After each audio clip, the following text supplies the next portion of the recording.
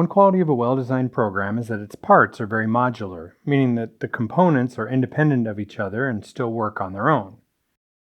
That means that we can't have global variables that are used in various methods. Instead, we use local variables, variables that are declared within methods and then passed around as necessary. As we've seen, method parameters let us pass data into a method. Return statements let us pass data back to the originating method. Let's take a look at some of the code from our video on parameters and see how we can improve it.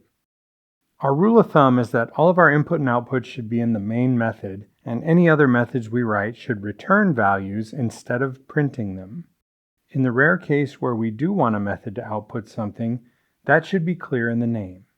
That's what we have with the name print area of oval, but there's no real reason to output it there except that we didn't know how else to do it. The correction is really simple. First, we'll change the method return type from void to double, since that's what our calculation produces. When we do that, we immediately get an error. We've now said that this method is going to return a double, but the compiler can't find a return statement.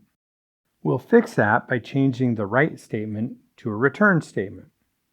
It's still returning what we were printing out before, but we don't want any output here anyway. And that clears up our error.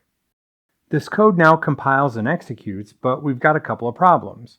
The first is that our method name isn't really correct anymore. The method doesn't print anything, it just returns the area. Since this type of method is just a calculation and doesn't perform any other actions, we probably don't need a verb in the name and can just name it after whatever it calculates, like area of oval. The other problem is that our program never produces any output.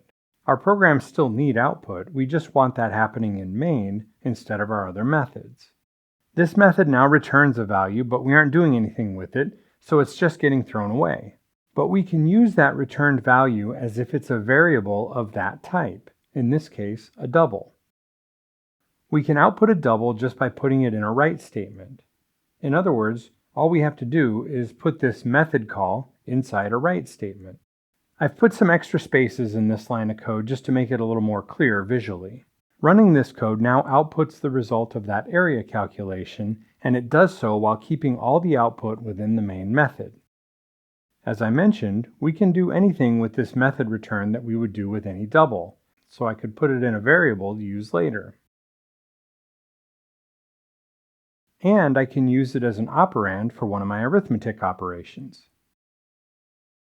Designing our methods to return values instead of outputting them increases the modularity and maintainability of your code, making those methods usable in a wide variety of situations.